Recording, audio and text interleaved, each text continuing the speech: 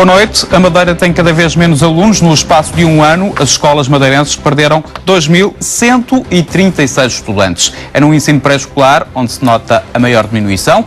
Este é um dos efeitos da descida da natalidade que evidencia um envelhecimento acentuado da população portuguesa.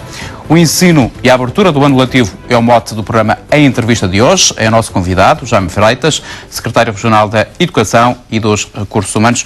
Muito boa noite, Sr. Secretário. À semelhança do resto do país, na Madeira assiste-se a uma descida acentuada da natalidade. Quais são os grandes desafios que se colocam ao sistema de ensino? Permita-me que, antes de falar em desafios para o sistema de ensino, me refira ao desafio para a sociedade.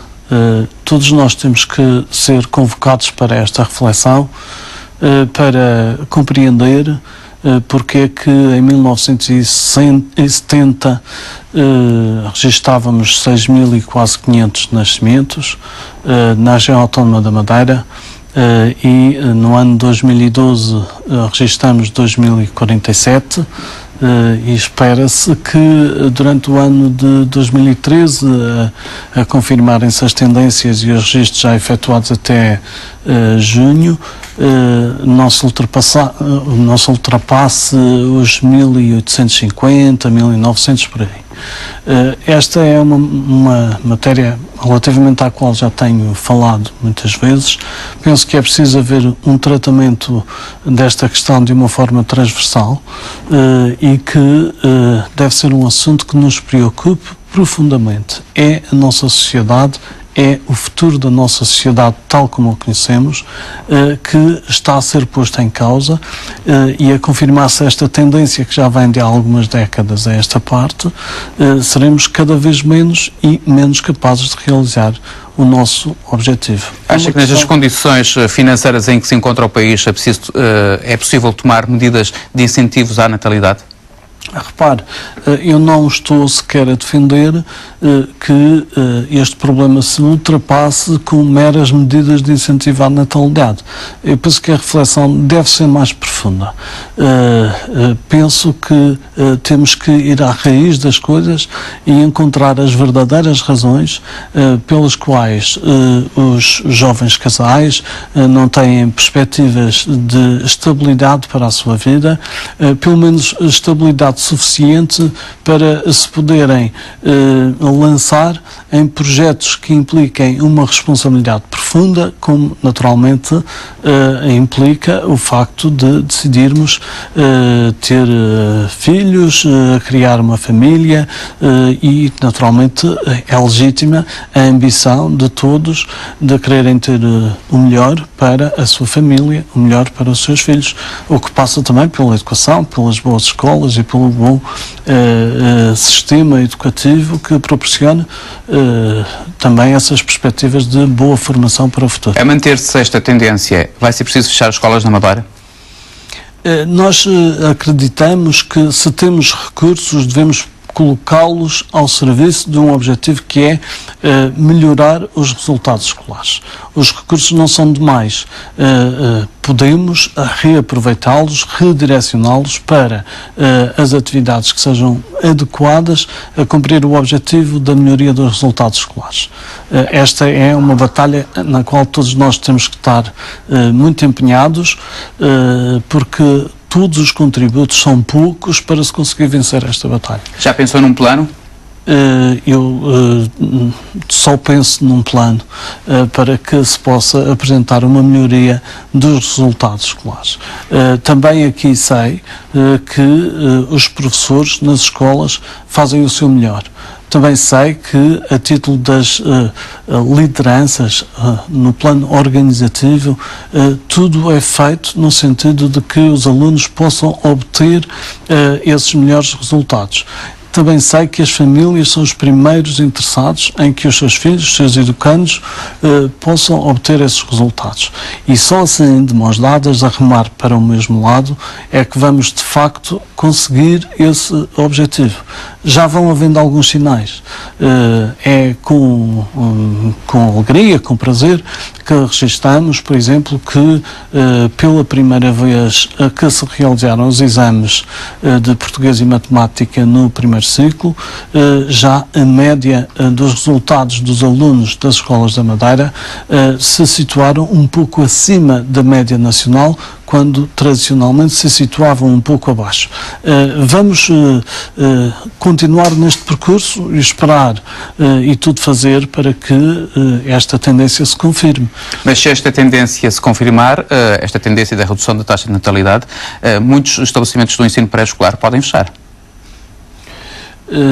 Como lhe disse, nós temos que ter uma ideia do que é a nossa rede escolar, que tem que ser dinâmica. Quando em 1993 se iniciou o projeto de redimensionamento da rede escolar, naturalmente que haviam muitas escolas que careciam de ser intervencionadas, algumas fechadas por falta de condições, outras construídas de novo, e tudo isso é um processo que vai sendo dinâmico e que se vai adaptando às necessidades de cada tempo. Não faz sentido agora estarmos a projetar a construção de novas escolas quando sabemos que aquelas que existem, algumas já respondem às necessidades, outras precisam de pequenas intervenções e algumas também precisam definitivamente ser intervencionadas, como é o caso da escola secundária do Porto Santo e a escola secundária da Ribeira Brava. Ao nível do pré-escolar, que apoios é que são dados pelo Governo para que estes estabelecimentos continuem de portas abertas? O pré-escolar refere-se ao pré-escolar em termos de oferta privada.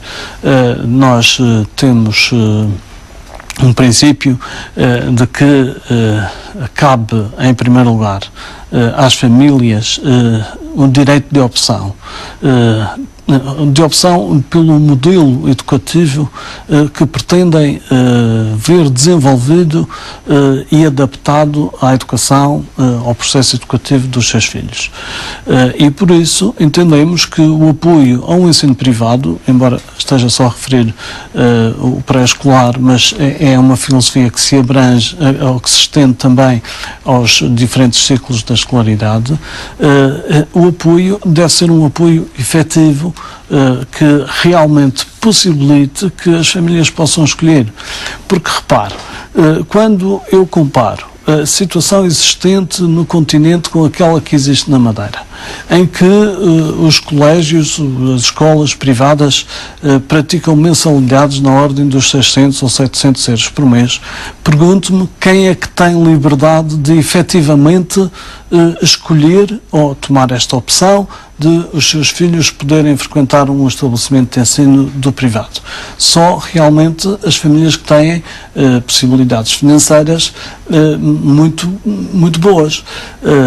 Pelo contrário, na nossa região tem sido possível que este privilégio, digamos assim, tenha sido posto à disposição de muitas famílias, que nunca é por causa do impedimento do pagamento da mensalidade que se veem impedidos de pôr os seus filhos a frequentar um estabelecimento do ensino privado. E é por essa razão que não faz sentido a aplicação do cheque ensino, uma medida que o Governo português quer fazer no continente, mas que não faz sentido aplicar aqui na Madeira. Repare, eu aplaudo a iniciativa do Ministério da Educação quando avança com esta proposta do modelo do cheque ensino. O cheque ensino é preciso que se explique que é uma espécie de cheque virtual que é entregue às famílias virtualmente, na medida em que o dinheiro transita diretamente para os colégios onde as crianças frequentam um ensino.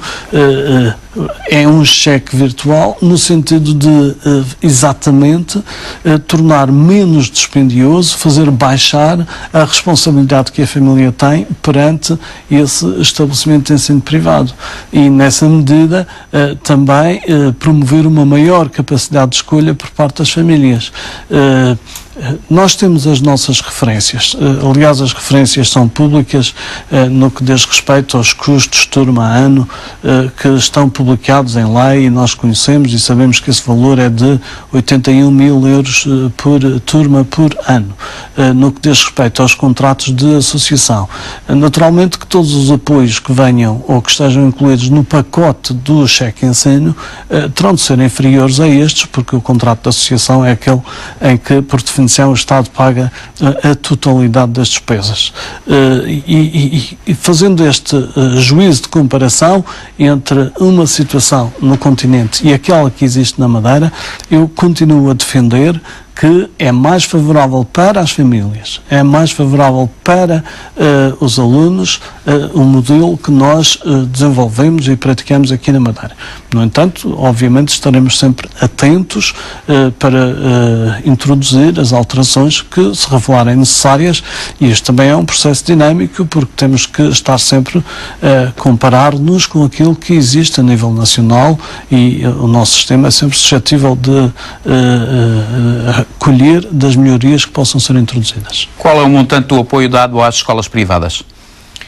Olha, o montante depende das situações das diferentes escolas privadas, porque, como explicava há pouco, se me está a falar numa escola privada que é situada numa determinada zona, num espaço isolado, onde ali perto não existe uma oferta de escola pública, então o Estado assume que o financiamento daquela escola tem que ser total, porque é através daquela instituição privada que o Estado garante o direito de todos, inclusive aqueles alunos daquela região, acederem à educação em condições de Mas em termos globais, quanto é que a Madeira gasta com as escolas privadas? Gastamos, como dizia, gastamos o valor é diferenciado consoante as circunstâncias e as instituições e o modo como operam. Nós temos contratos de associação e temos contratos de cooperação e temos aqueles chamados contratos simples, mas posso lhe dizer que essa é uma verba que sofreu alguma restrição na sequência da aplicação do plano no chamado PAEF, e que neste momento situar-se-á entre os 25 e os 30 milhões de euros. É um leque muito grande. Nós esperamos que se consiga situar à volta dos 26 milhões de euros, mas é o valor que nós achamos justo e adequado para fazer funcionar uma oferta educativa que é muito importante para os alunos da Madeira. São cerca de 20% dos alunos da Madeira que frequentam o sistema de ensino privado e, portanto, isso é um indicador bastante significativo que nos leva a pensar que devemos manter este apoio a todas as instituições de ensino privado. Sr. Secretário Jaime Freitas, o ano letivo abriu há menos de um mês, digamos assim. Foi um ano letivo marcado por algumas falhas que tiveram a ver um pouco com a participação dos docentes na campanha eleitoral. Muitos destes docentes acabaram por ser eleitos. As escolas vão poder contratar professores para comatar estas falhas? Eu não lhe chamaria falhas. Os sistemas devem funcionar de acordo com as regras legais que estão em vigor e devem ser respeitadas. E o que acontece é que há uma lei eleitoral que concede o direito de os candidatos aos diferentes órgãos das autarquias onde eram candidatos poderem, no período da campanha eleitoral, usufruir desse tempo para fazer a campanha eleitoral. Uma vez eleitos, vão exercer os cargos. Não, vão exercer os cargos. Os autarcas que foram eleitos vão ser dispensados de dar aulas e as escolas vão poder substituir, vão poder comatar essa lacuna? Naturalmente, o princípio aqui tem que ser posto do outro lado. Os alunos têm que ter as suas aulas curriculares, da oferta de complemento curricular, do enriquecimento, sempre nas circunstâncias que estão previstas. O facto de, naturalmente, um professor ou aposentar-se, ou cair doente, ou entrar numa licença no domínio da parentalidade, ou ser eleito para uma autarquia, implica necessariamente que ele vai suspender as suas funções naquela escola e compete à Secretaria Regional de Educação e Recursos Humanos assegurar a necessária substituição daquele professor para que os alunos não sejam prejudicados. Falamos agora um pouco da ação social escolar.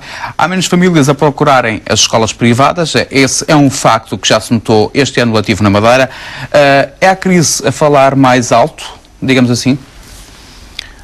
Naturalmente que as pessoas procuram as melhores soluções de acordo com os contextos e de acordo com as possibilidades que se põem a cada família, não é verdade? Uma coisa é certa, seja escolhendo o ensino público ou privado, todas as pessoas estão em condições de poder exigir, porque é uma questão de exigirem, um ensino de qualidade para os seus educandos. E é nesse esforço, nesse empenhamento que nós estamos hermanados e que queremos, de facto, proporcionar que todo o sistema educativo proporciona... Tem havido um aumento dos pedidos de ação para o apoio da ação social escolar? Nós temos registado ligeiras variações. Eu não diria, não me referiria a essas variações como aumento ou diminuição, porque não tem, do ponto de vista estatístico, uma expressão ou não permitem uma leitura nesse sentido, mas posso objetivamente dizer que, por exemplo, no primeiro ciclo, o apoio solicitado anda à volta dos 54%, ou melhor dizendo, os alunos que reúnem as condições para serem apoiados andam à volta dos 54%, que é um número muito pesado, muito significativo, e que no secundário são portanto, no segundo ciclo, terceiro ciclo e no secundário, esse número é à volta dos 45%. Portanto, há aqui uma oscilação que eu acho que é digna de registro e que realmente nos leva a ter que ter em consideração a origem socioeconómica dos nossos alunos e realmente reconhecer que é preciso uma intervenção que é decisiva por parte do Governo para que estes alunos não sejam preteridos do seu direito de aceder à educação em condições de qualidade e em condições de igualdade com todos os seus colegas a quem a fortuna protege. Pode dizer-se que as famílias madeirenses não gozam, ou quase metade das famílias madeirenses têm algumas dificuldades financeiras e por isso aí é a razão deste pedido da ação social escolar. Quais são as condições que são necessárias para ter este apoio? Objetivamente, pode-se dizer que quase metade das famílias ou das crianças que são oriundas das famílias madeirenses se situam nos patamares do chamado escalão 1 e escalão 2, que são aqueles que são definidos em função de um rendimento do agregado familiar distribuído per capita que aponta para um valor relativamente baixo. Isso é uma conclusão que podemos avançar. O senhor anunciou a criação de bancos de livros escolares em todas as escolas da Madeira. Esta medida já foi implementada em todas as escolas mesmo? Está a ser, isso é um processo que tem que ser implementado e a cada ano que passa vai o sistema sair reforçado na medida em que tem uma maior capacidade de dar resposta às necessidades que se vão fazendo sentir. O problema dos manuais escolares tem a ver com duas ordens de fatores. Uma é que, como sabemos, a evolução científica está aí e nós não podemos pensar que o saber está cristalizado e que o podemos manter sempre dentro do mesmo livro, sem atualizações. É preciso que estejamos abertos às atualizações, por um lado. Mas, por outro lado, também temos que ponderar que todos nós vivemos tempos de dificuldade. As famílias portuguesas hoje são chamadas a dar resposta a exigências muito profundas, muito difíceis de realizar e que daqui resulta também um apelo que já foi feito ao Ministério da Educação para que não haja uma renovação dos livros, dos manuais escolares, quando ela seja possível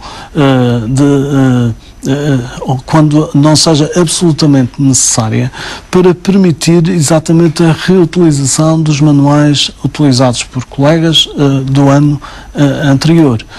Isto proporciona uma extraordinária poupança tanto às escolas, que no domínio da ação social escolar naturalmente têm que adquirir menos livros para satisfazer as necessidades, como às famílias que podem aceder a este banco bibliográfico, a esta espécie de repositório bibliográfico que depois permite a reutilização e em condições que permitem também a que os alunos desenvolvam a sua atividade em termos normais. E quanto à proposta que ia ser enviada à Assembleia Legislativa da Madeira para que houvesse um pedido ao Governo da República para suspender, digamos assim, a adoção de novos manuais, essa proposta já foi feita? Enquadra-se exatamente nesta filosofia, com este espírito. Vai dar entrada na Assembleia quando? Faz sentido que essa adoção de novos manuais, pelo menos durante o período em que vigore o plano de ajustamento económico e financeiro que Portugal negociou com a Troika, a chamada Troika, que faz sentido que não hajam adoções de novos manuais. Agora, compreendamos isto, esta tem que ser uma decisão tomada a nível nacional, porque dependendo dos programas, dependendo do sistema de avaliação, como nós dependemos, não podemos nós aqui estar a adotar ou deixar de adotar um manual, se depois os nossos alunos, no final do ano, serão chamados a prestar provas de exame sobre os manuais que foram adotados a nível nacional. Portanto, tem que haver aqui uma sincronização à qual nós não podemos fugir e, por isso, a intervenção nesta matéria tem que definitivamente ser feita através de uma decisão nacional, seja ao nível do Ministério da Educação, seja ao nível da Assembleia da República. No ano passado, várias escolas tiveram dificuldades financeiras, houve falta de alimentos, de papel e de material de apoio às aulas. Qual é a garantia de que este ano nada disto vai voltar a acontecer? A garantia é de que as coisas estão a funcionar. Nós habitualmente não nos lembramos de falar em garantias quando as coisas funcionam.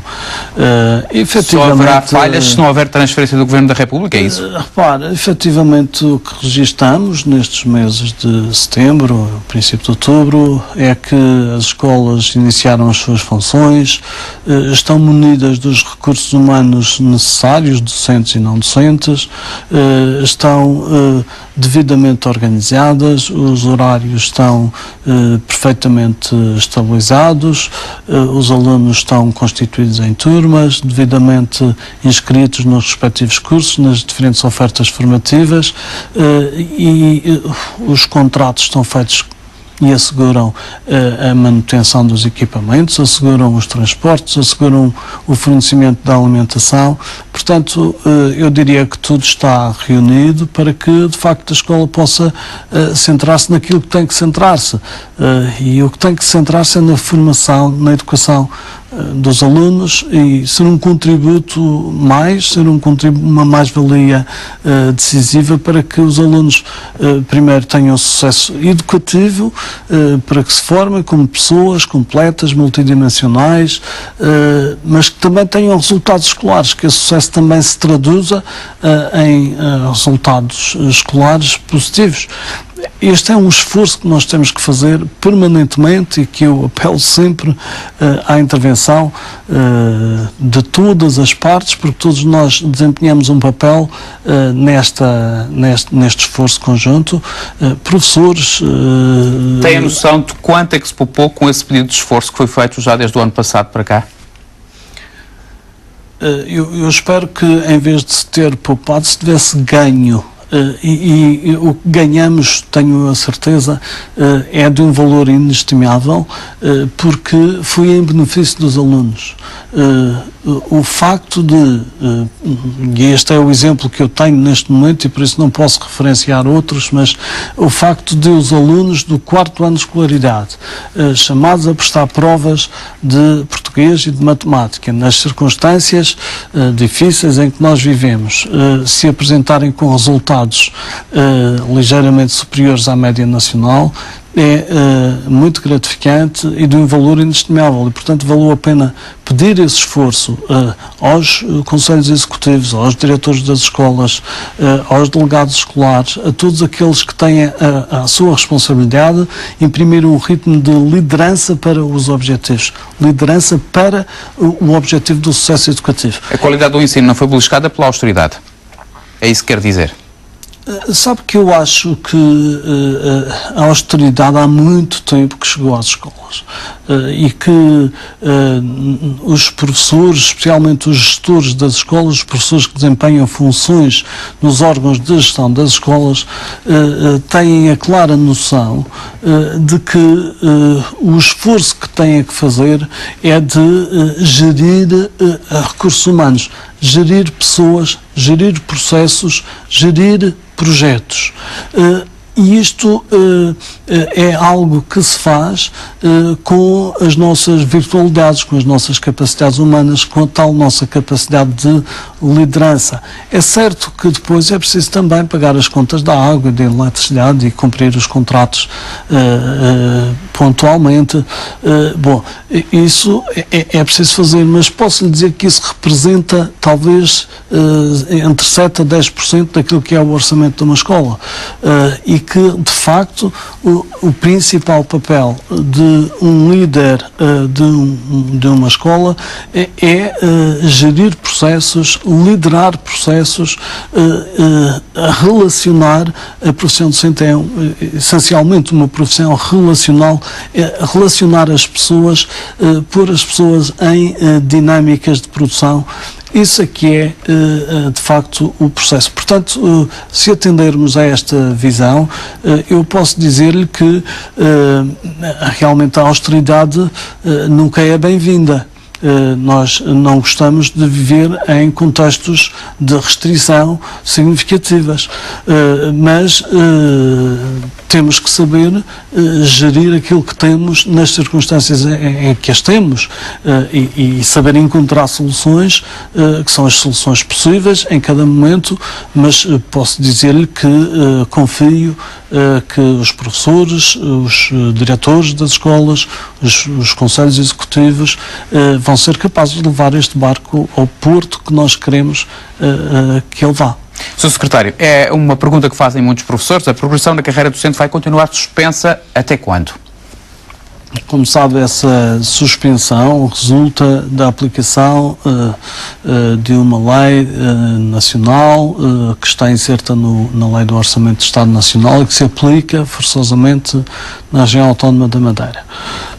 Nós esperamos que o contexto económico e financeiro nacional nos permita rapidamente voltar a reconhecer e a dar aos profissionais, aos docentes que trabalham nas escolas, as condições que são as condições justas para o exercício da sua função e que passa naturalmente pela progressão. Para já temos a expectativa, e é isso que podemos assegurar, é que a partir de 2014 essas progressões voltarão a ser reinstituídas. Ou seja, só no Orçamento do Estado de 2015, se calhar? Não, nós esperamos que a partir de 2014 essas progressões voltem a ser reinstituídas. A esse propósito, até devo registar que também temos tido um contributo muito grande. Quando digo temos, refiro-me aos professores que têm feito um esforço muito grande para que possamos dar passos no sentido de sair desta situação económica ou financeiramente débil em que nos encontramos. E esperamos que a partir de 2014, efetivamente, se possa restabelecer essa essa possibilidade de progressão, para o que, aliás, já previmos que a partir dessa altura se pode executar o plano que temos em matéria de avaliação do desempenho docente. Já temos neste momento, para o primeiro período entre janeiro e julho de 2014, previstas 260 intervenções em matéria de avaliação externa, sendo que depois, no segundo semestre de 2014, essas intervenções já ascendem a 670 quase. Portanto, o nosso plano é criar todas as condições para que, efetivamente, voltemos àquilo que é uma normalidade do exercício das nossas profissões. Sr. Secretário, os professores foram avaliados, essa avaliação vai contar para a progressão futura. No entanto, há docentes que já se sentem lesados porque, quando for desbloqueada a progressão da carreira, docentes com menos tempo de serviço podem ultrapassar ou igualar professores com mais antiguidade. Esta é uma das queixas que está a chegar aos sindicatos. O que é que tem a dizer a Secretaria Regional de Educação sobre isto? Não conheço esse contexto. Os professores não... São professores que se sentem injustiçados, digamos assim. Não serão ultrapassados. Os professores não são ultrapassados na carreira. Desconheço essa circunstância. Muito bem. Sr. Secretário, na questão do desporto, nos apoios ao desporto, já foram assinados os contratos com os clubes que fazem parte do Grupo 1. Os restantes contratos, os do Grupo 2, estão todos assinados? Os contratos têm vindo a ser assinados com os diferentes clubes, com as diferentes associações.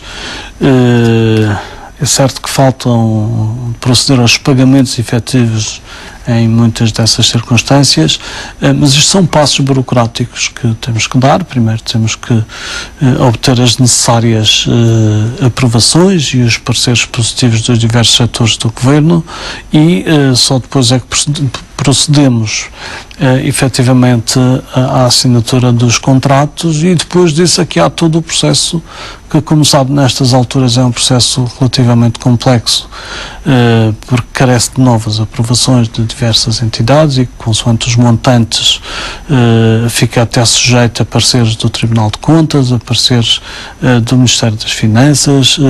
Bom, há uma série de condicionalismos que efetivamente têm atrasado mais do que nós gostaríamos. Mas serão assinados ainda este ano?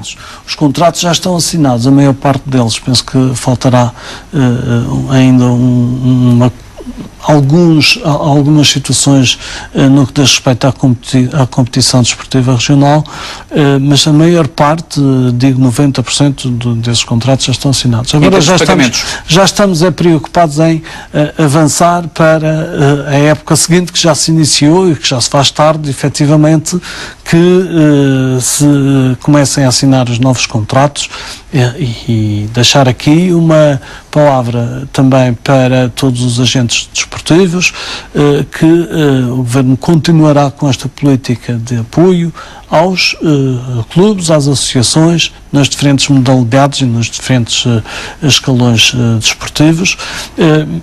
A estratégia de apoio aos clubes e ao desporto regional é para manter? Sim, e pensamos que este esforço que está a ser feito e que, sobretudo nos últimos meses, se vai sentindo e se vai vendo que realmente começa a surgir, a fazer surgir alguns resultados em termos de etapas queimadas, que nos conduzam a uma regularidade de pagamentos, vai ter continuidade e vai continuar a acontecer nos próximos meses e durante a próxima época.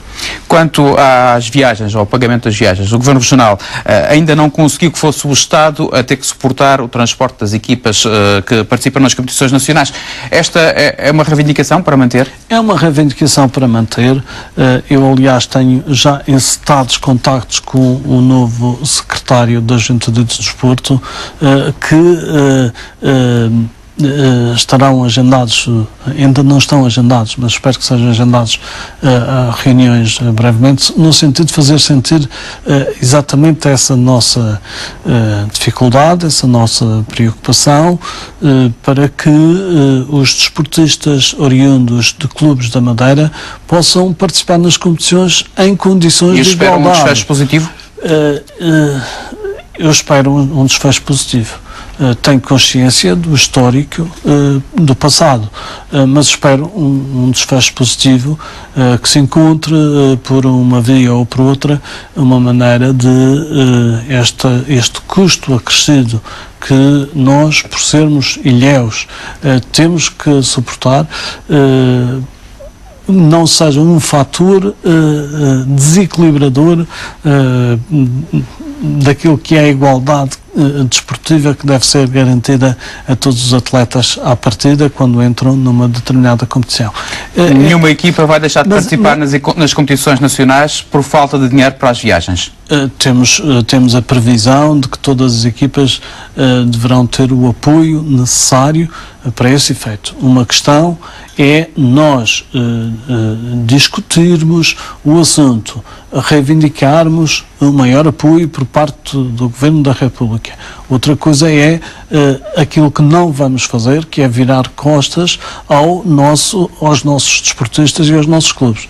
Vamos manter esse apoio e, simultaneamente, vamos manter a reivindicação de que seja o Governo Central da República suportar a totalidade ou a parte dos custos associados a essas deslocações. Mas esta não é a única matéria que nos preocupa nesse âmbito. Muito sinteticamente, já esgotamos o nosso tempo, Sr. Secretário.